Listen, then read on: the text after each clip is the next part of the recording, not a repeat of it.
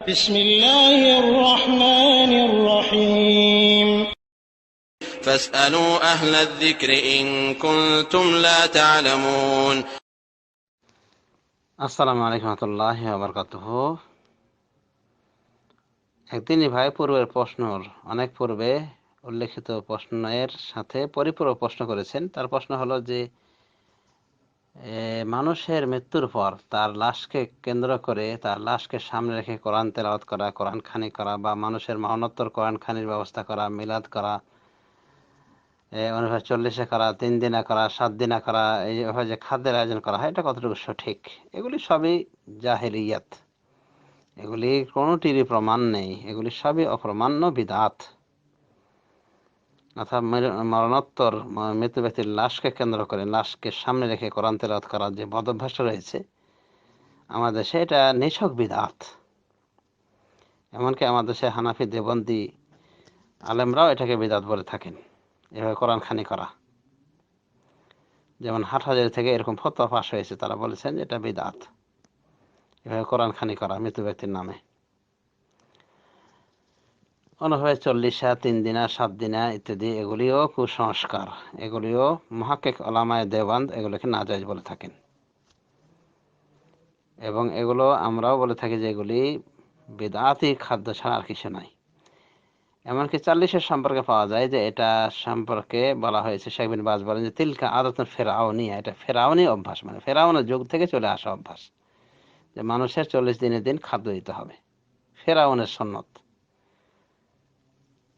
অনুভাবে হিন্দুদের সুন্নত, হিন্দুরা মৃতের নামে শ্রাদ্ধ দিয়ে থাকে 40 দিনের দিন। তাহলে কত ভালো বিষয় এটা আমরা বুঝতে পেরেছি। তো এটা বিজাতীয় অনুসরণ, বিজাতিরা এভাবে মৃত্যুবার্ষিকী, জনবার্ষিকী পালন করে এবং এভাবে মৃত ব্যক্তির জন্য খাদ্যের আয়োজন করে থাকে মৃত ব্যক্তির পক্ষ থেকে। তো এভাবে 3 দিন, 7 দিন, 40 দিন, এভাবে দিন তারিখ ধার্য করে খাদ্যের আয়োজন করা, এটা সম্পূর্ণ বিদআত, কুসংস্কার। অনুভাবে কোরআন খানির ব্যবস্থা করা কুসংস্কার। অনুভাবে দোয়ার মাহফিল আয়োজন করা মৃত ব্যক্তিকে কেন্দ্র করে, এটাও কুসংস্কার। তবে মৃত ব্যক্তির জন্য অনেক কিছু করণীয় রয়েছে। যেমন মৃত ব্যক্তির আত্মীয় স্বজন তাদের পক্ষ থেকে উমরা করতে পারে, মৃত ব্যক্তির পক্ষ থেকে উমরা করতে পারে, হজ করতে পারে, তবে নিজের হজ উমরা থাকতে হবে। উন্মুক্ত হয়ে দোয়া করতে পারে, হাদিসে রয়েছে বাপ মার দোয়া বেশি কবুল হয়, বাপ মার ক্ষেত্রে সন্তানের দোয়া বেশি কবুল হয়। যেমন সুনান আবু দাউদের হাদিসে রয়েছে, রাসূলুল্লাহ সাল্লাল্লাহু আলাইহি সাল্লাম বলেছেন যে পিতার দোয়া, পিতার জান্নাতে মর্যাদা লাভ হতে থাকে, মানে তার র্যাঙ্ক বাড়তে থাকে। তখন সে নিজে বলে, আল্লাহ এই পদোন্নতি আমার কিভাবে হচ্ছে, মানে আখিরাতে কবরে যাওয়ার পর তার যে পদোন্নতি হচ্ছে, সে নিজে আশ্চর্য হয়ে বলবে আল্লাহকে। তখন আল্লাহ উত্তরে বলবেন যে ইস্তেগফার ওয়ালা দেখে লাখ, এটা এই জন্য যে তোমার সন্তান তোমার জন্য ইস্তেগফার করছে, ক্ষমা প্রার্থনা করছে। তাহলে সন্তানের দোয়া দ্বারা পিতামাতা উপকৃত হয়, আমরা একখানা সহিহ হাদিস দ্বারা বুঝতে পারলাম। অতএব দোয়া করবে, মৃত ব্যক্তির জন্য দোয়া করা এটা বিরাট গুরুত্বপূর্ণ ইবাদত এবং ঈশ্বরের সবার একটা বড় মাধ্যম দোয়া করা। অনুভবে সাদকা দান খায়রাত করবে উন্মুক্তভাবে, কোনো প্রকার ঢং নির্ধারণ না করে। আর সদকার ক্ষেত্রে স্থায়ী সদকা করার প্রতি বেশি মনোনিবেশ করা উচিত। স্থায়ী সদকা মানে টিবল করে দেওয়া, কাউরি টিবলের ব্যবস্থা করে দেওয়া, বা মসজিদে টিবলের ব্যবস্থা করে দেওয়া, মসজিদে কোরআন দেওয়া, বা বুখারি সেট দেওয়া। অনুভাবে ভালো মাদ্রাসায় বুখারি সেট বা ভালো কোনো তাফসির দেওয়া, এগুলো সদকা জারিয়া। অনুভাবে কোনো বিধবাকে মানে দেখাশোনা করা, তার কাপড় চোপড়ের ব্যবস্থা করে দেওয়া। অনুভাবে কোনো এতিমের প্রতি সহানুভূতির হাত বাড়ানো মৃত ব্যক্তির পক্ষ থেকে।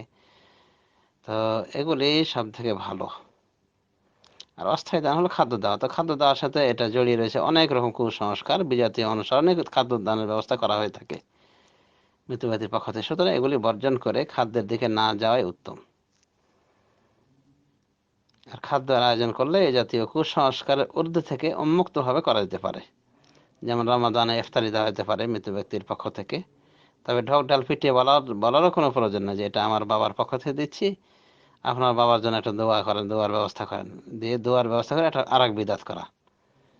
তো শুধুমাত্র খাদ্য খাওয়ানো যেতে পারে মৃত ব্যক্তির পক্ষ থেকে উন্মুক্তভাবে, দিন তারিখ ধার্য ছাড়াই এবং প্রচলিত কুসংস্কারের আশ্রয় না নেওয়া ছাড়াই। সৌদি আরব শেখ বিন বাজ রহমতুল্লাহ আলাইহি এ, রমাদানে মৃত ব্যক্তির পক্ষ থেকে খাদ্য দেওয়া ইফতার হিসেবে দেওয়ার বৈধতা দিয়েছেন তিনি, তার ফতোয়ায় বৈধ বলেছেন। সুতরাং এরকম কিছু সংক্ষিপ্ত পরিসরে খাদ্য দেওয়া যেতে পারে। তাছাড়া খাদ্যের বিষয়টি এড়িয়ে চলাই ভালো, কারণ এর সাথে অনেক কুসংস্কার জড়িয়ে গিয়েছে।